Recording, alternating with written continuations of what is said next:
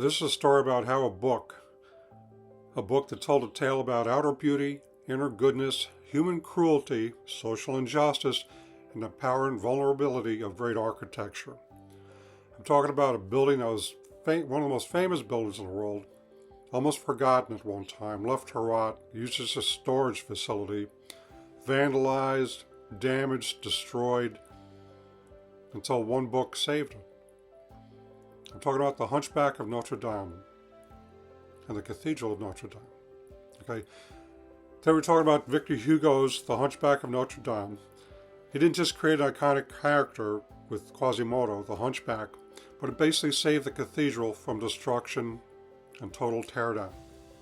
It changed the world, how the world sees these monuments, and instilled a sense of national pride in one building in France. Welcome to the story of Notre-Dame.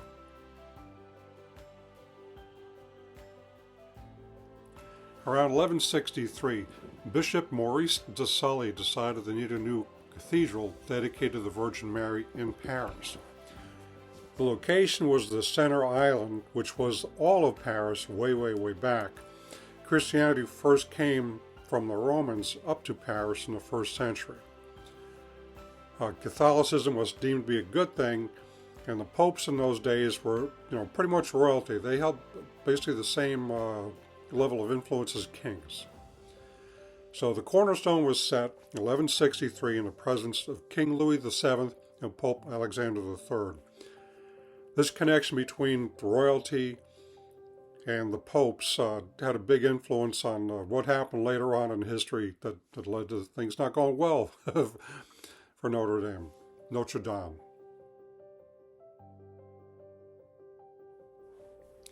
In the later 1700s, France came to the aid of the colonists in America to help fight the British. They sent lots of troops, money, and they basically helped America defeat the British.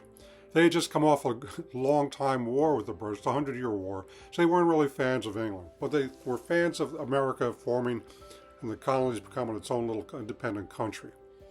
Okay, the biggest problem with that was it basically bankrupted France. Okay, so one of the things they wanted to do was they wanted to raise taxes. At the time, there was considered to be 3 estates in France. Okay, the first estate was clergy, the second estate was the royalty, the third estate was everybody else. So they wanted to raise taxes to help them get out of bankruptcy, and the third estate, basically the general population, is like, no. We've had enough of this stuff. And they started the French Revolution. So the problem with the French Revolution, as far as Notre Dame came, is because of the strong connection between the church and royalty. They went after King Louis the 16th, and of course his lovely wife Marie Antoinette. They were both beheaded several months apart. But basically they'd had it with royalty, and they also attacked the buildings that belonged to the church, which was very much tied to royalty at the time. So Notre Dame, they tore up some statues, they busted things up, they pillaged the place, they erected. They took it over away from the Catholic Church, the Catholic group, and made it the property of France, not Catholic Church property. So after that, different groups came in, they used the building for different things, and eventually became a warehouse and started to basically fall apart. Okay, in 1831, Victor Hugo wrote the book Notre-Dame de Paris. Our Lady of Paris was the book. Translated in English, became known as The Hunchback of Notre-Dame. But his purpose wasn't a romance or tragedy or, the story about the human spirit. Basically, it was architectural activism. Okay, he saw the church or cathedral itself fall into decline and disrepair because nobody cared anymore. The indifference was that it was just a place. Don't forget, this is the 1800s. This is before Paris was redone. Okay, so people lined up to see the cathedral again after the book came out. Newspapers started to talk about it.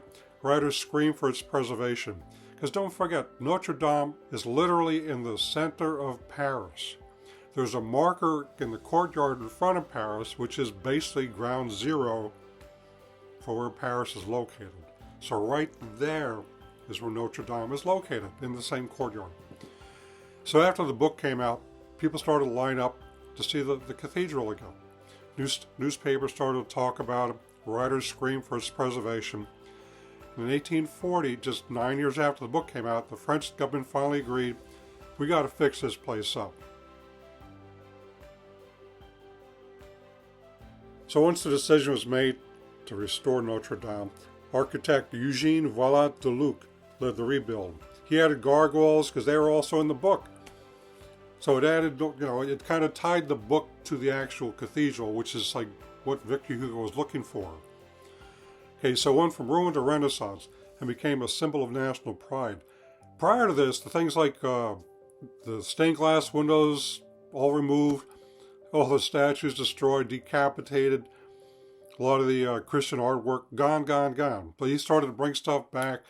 So not everything was original, okay? This is a restoration with new things added into it. So Notre-Dame went from ruin to Renaissance and became a symbol of national pride. So all of a sudden, Notre-Dame, once it was restored, was the not necessarily new, but the improved, renovated building itself, with new additions such as the gargoyles and things like that, made it, an inspiration for a lot of Parisians, or French people overall, to come visit. Kings and popes visited. It was quite the place to be. It included relics such as pieces of the Crown of Thorns, believed to be worn by Jesus Christ during his crucifixion, made it to Paris in the 13th century, and they have been incorporated into the building itself. In called the Golden Cock, the rooster on top of the spire in Notre-Dame itself. So today, even after the devastating fires of 2019, Notre-Dame still stands in the global imagination. After the fire, countries and businesses worldwide, pretty much any major company you can think of, whether it's IBM, Apple, Coca-Cola, different countries, they donated approximately $1 billion to the renovation and restoration of Notre-Dame. They used timbers from the woods that existed way back when the original timbers were harvested from to build the rooftop of the cathedral. Okay, so now crowds visit from every continent. Relics in the Crown of Thorns are revered. This is truly recognized as a genuinely holy place. And all because Victor Hugo's novel is credited with restoring the soul of a nation through a story about a deformed man and the effect it had on the mindset of the people in France at the time.